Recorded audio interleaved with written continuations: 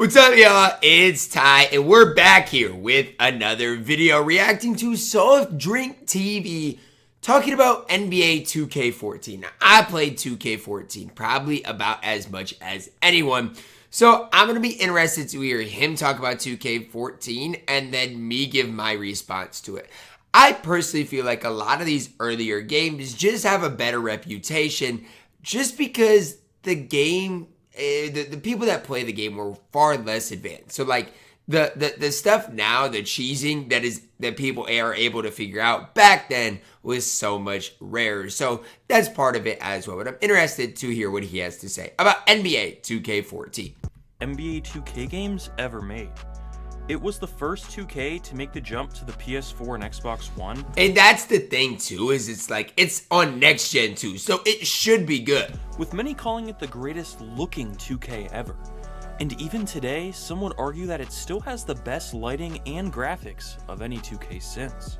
This was the first 2K to introduce the Park, which has become a huge game mode in recent years. I'm not gonna lie, especially when I was younger, the Park was my favorite game mode. It just was. EuroLeague teams were fully licensed in this game, and my career was incredibly in-depth for its time.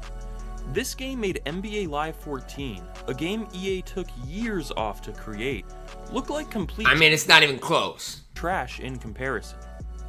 A few years ago, we had the majority of 2K players actually preferring to play the PS4 version of 2K over the newer PS5 version. We did, yep, current gen versus next gen. It was a debate to be had, especially in 22. The NBA 2K14 drop, that wasn't the case at all. You only played the PS3 version if you didn't have the next gen consoles. Even today, some claim that 2K14 was smoother, more fluid, and a better basketball simulation than 2K24. But was NBA 2K14 really that good? And does it truly hold up today? Or is it just nostalgia? That's what I'm thinking. Like back then, again, people didn't know all the cheese, so it's interesting to see. Really critical of modern 2K because of the sour taste the VC and microtransactions leave? Is the community biased? Do we miss the era surrounding the game or the gameplay and the visuals themselves? In this video, I'm going to take a deeper look at 2K14 and directly compare it to 2K24 in key areas to really get to the bottom of this. I feel like 2K24, and I'm in the minority here, actually isn't that bad gameplay-wise. I think, again, microtransactions, especially my team specifically, is horrible, but the game as a whole, gameplay-wise, isn't that bad. Should you be playing NBA 2K14 in 2023?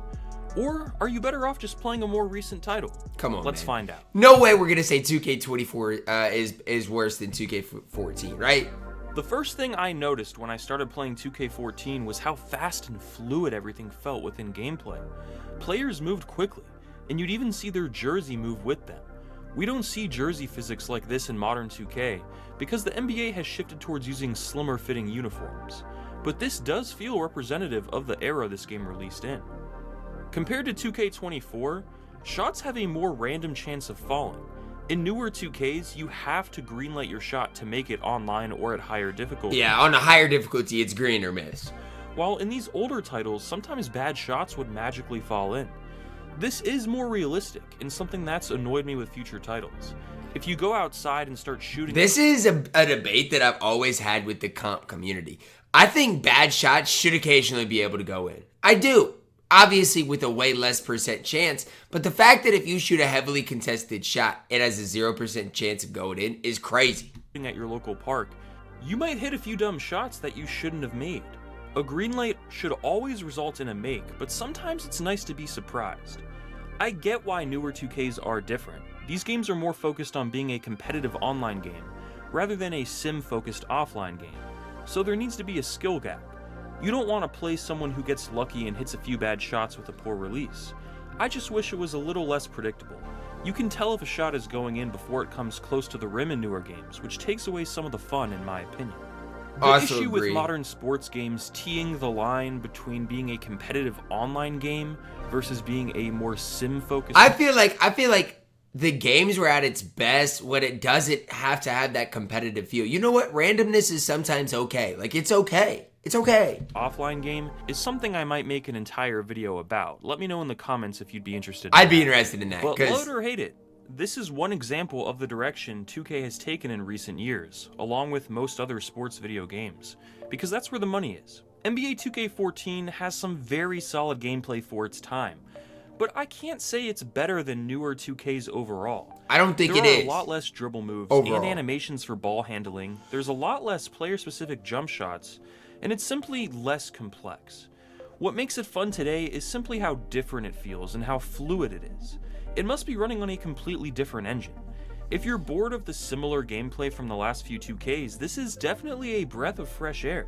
And it might be, but I feel like after a game or two, you're gonna be like, all right, I'm done with this. It's not what I remember. Time, this game blew away both NBA 2K13 and NBA Live 14.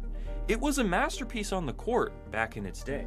When it comes to game modes and overall depth, despite the nostalgia surrounding 2K14, NBA 2K24 does have more to it. My career, however, did have a few things going for it in 2K14. I remember back in like these days, this was like the Chris Smooth era. Like he ran YouTube and I loved it. That modern 2Ks don't have. For example, if you became an NBA superstar, your team's GM will actually sit you down and ask you which players your team should target to sign and help you out. That was pretty cool. That is cool. This was also the last 2K to have individual attribute upgrades, rather than categoric upgrades for your My Player. And the stories in these older 2Ks had less filler and felt less corporate, at least in my opinion. You're here to be an NBA legend, not talk to Jake from State Farm. I had previously claimed that Jake from State Farm is crazy, but I feel like at this stage, my career storylines, nobody really loves them anymore. Like I used to honestly not hate them, but now it's just like, who cares? 2K16 had a fantastic My Career story, but I now find that to be more of my nostalgia talking. These older stories were always cheesy and sometimes cringe, but they had charm. They may not hold up as well today, but I always had a blast playing them, and for an NBA game from the early 2010s, My Career was pretty cutting edge for its time. When it comes to other game modes, however, and I feel like My Career is what I probably played the most of back then, that and maybe like franchise mode. 2K24 takes the cake. The My Eras feature in 2K24's Dynasty mode is incredible. It is and crazy. Something 2K14 can't even compare to. 2K14 did have My GM, where you had to balance managing the finances and roster construction of a team, while also managing the personal relationships with players and coaches.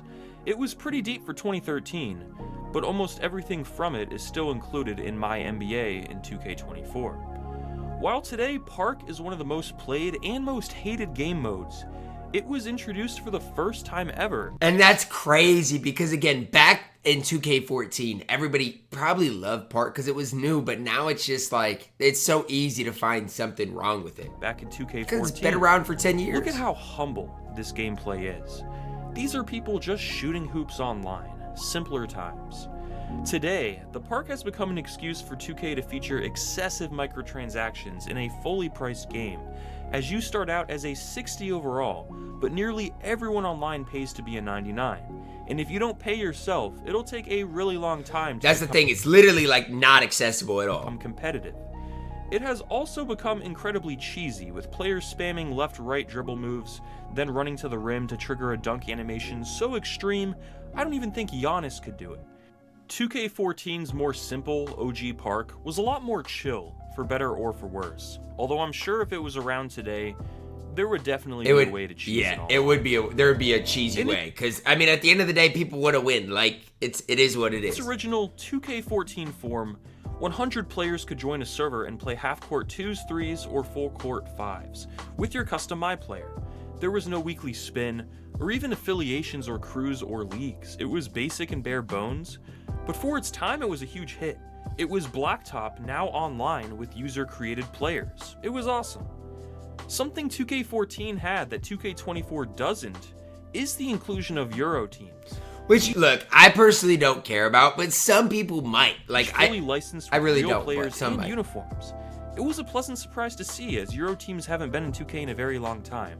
But overall, when it comes to game modes and depth, 2K24 does have more going for it.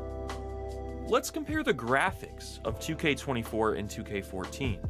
I'll be alternating similar footage between the games. Clearly there is more detail in the player faces and bodies on newer games, which makes sense considering 2K14 is 10 years old. That's what I'm saying. Like, you can't go back and compare a game 10 years ago and expect it to be better. It's just not realistic. It's like comparing the original iPhone to the iPhones we have now. It's not fair. It's not comparable. There's just something about the lighting and overall vibe of 2K14's graphics that just look more authentic. During development, 2K sent employees to visit every arena and capture the specific lighting of each arena. So then, in-game, the same lighting sources were used, resulting in an authentic-looking experience. I mean, I low-key agree lighting-wise it might be better, on though. the court visually. What do you guys think? Comparing graphics like this can be a pretty subjective experience, so I mean, look, this looks like you're watching it on a potato, but maybe it was recorded in a lower quality too. I don't know. Things might differ. I do think 2K14 looks better than the next few 2Ks that followed it, but once NBA 2K jumped to the PS5 and Series X, the graphical detail went up to another level. But the lighting in 2K14 is something I still don't feel like 2K has topped. Now, yeah, I might agree, but now maybe it's like their facial presentation, presentation, I really love the but scoreboard and broadcast graphics used in 2K14. It screams early 2010s in the best way. Before halftime, Doris Burke will interview a player, then it cuts to the halftime show, which simply shows highlights and stats with a voice behind it. It wasn't bad at all, but this was before 2K introduced Ernie, Shaq, and Kenny, who are still featured in 2K24. Ew, get them off my screen. 2K24 might have the worst scoreboard I've ever seen, however. It looks like a ticker rather than a scoreboard. There's like 2 different scoreboards, I think, that they have in game, though. Like, there's 2 different ones. That said, this is 24 for having multiple commentary teams, sideline reporters, each arena's unique PA voice. I don't think it's comparable, like gameplay-wise and presentation-wise. Overall, 2K24 is better, though. Like, it's impossible to say it's not. Of course, the retro broadcast packages included in the My Eras mode make it the better game in terms of presentation to me. For a 10-year-old game, however, 2K14 is still really dang. I mean, that's the thing. It's 10 years old. That's what we have to go back and realize. For its time, for its era, was so elite. Good in this department.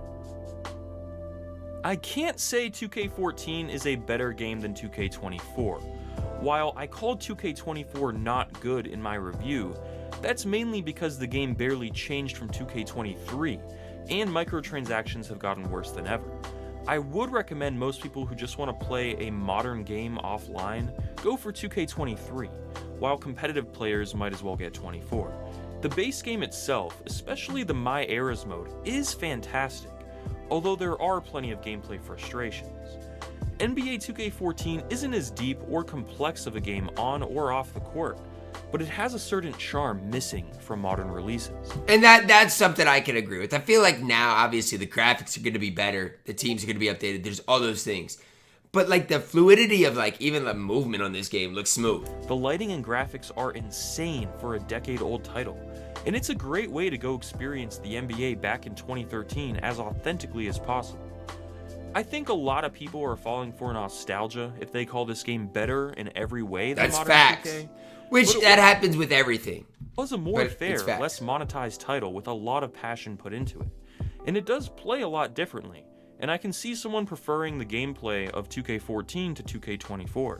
Yeah, maybe your dad, your grandpa, I mean somebody, you know what I'm saying? Maybe your older brother. Come on, man. Anybody at this stage needs to realize, like, it's, again, when you're comparing it to now, it's just not necessarily nearly as good. But for its time, I probably agree it's better. This game is definitely a classic worth playing today, but are you better off playing this game than a newer 2K? I'm not so sure. No. If you're looking for a deep NBA experience, go play the My Eras mode in 2K23 or 2K24. But if you're looking for something new, something fresh, something a little nostalgic, 2K14 is a quality option that might... You can do it, but you're gonna hate your life after a few minutes. Even surprise you. Thanks for watching. Shout out to my man. Shout out to SoftDrinkTV. That's the thing, though. I feel like a lot of times when we remember something, even like movies, like I was so excited because my girl, not my wife, shout out to her, but like 3 years ago, when we first started dating, probably 3 years ago, she had never seen the movie Fat Albert, and I was like, you've got to watch the movie Fat Albert. You've got to watch it. Then when we went back and watched it, I'm like, it doesn't hit the same as I remembered it the first time. So I feel like this is another one of those types of situations. Drop a like on the video, subscribe if you're new, and as always, man, I love you guys. Have a blessed day.